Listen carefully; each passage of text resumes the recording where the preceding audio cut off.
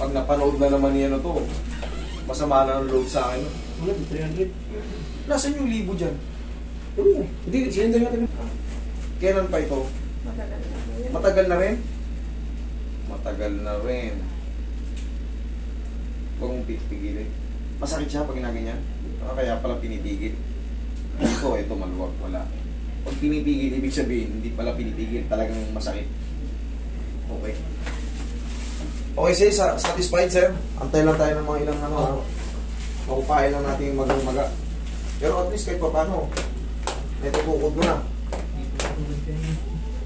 Kanina, kahit isang daliring may tapak titigasan mo to palagi, ito magkukontrol kasi pag nakalaylay yan, tatama pa sa ankle joint.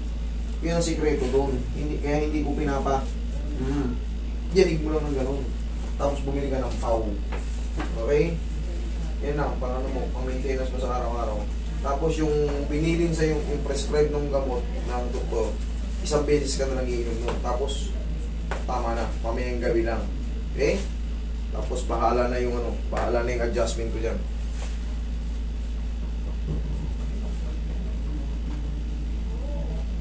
Tayo.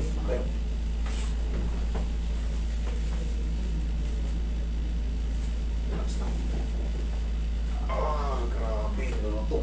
Ikaw ang tagilid, ikaw ang tagilid. Ikaw ang patagilid. Meron ka dyan? Buti na lang, dito pa lang tayo, sabihin nyo sa akin.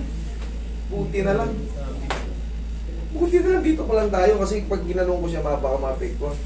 Okay. Diyan ka lang. Pag gano'n sabihin nyo, kasi mamaya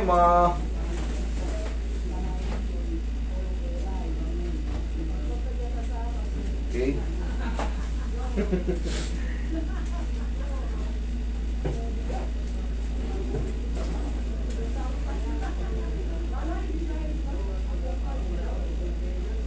Hindi kayo pwede basta magpapahilot. Delikado. Pero kung dito lang sa mga braso-braso, pwede pa. Buti, hindi ko pa na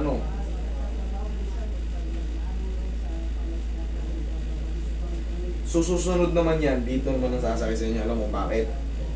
Pag nabuntis ka, ay pagka lumaki na yung mo, bubuka yung sipit-sipitan mo Yung iba hindi nakakabalik yung joint, facet joint. Pero isang taon ka pa muna bago magpaano. Yung isang taon na yun bago after mo manganak. Bago ko magpa-reset, isang taon.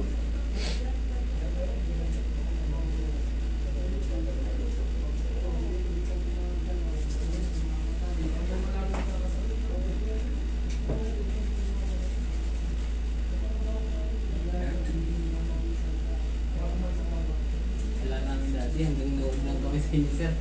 Ngayon, Dito kayo na rin kami. Parang yung apat ganyan, tonto ako nakita ako. Galing nga tayo, ibang bansa yung isa pangalan. Mga followers ko sa labas.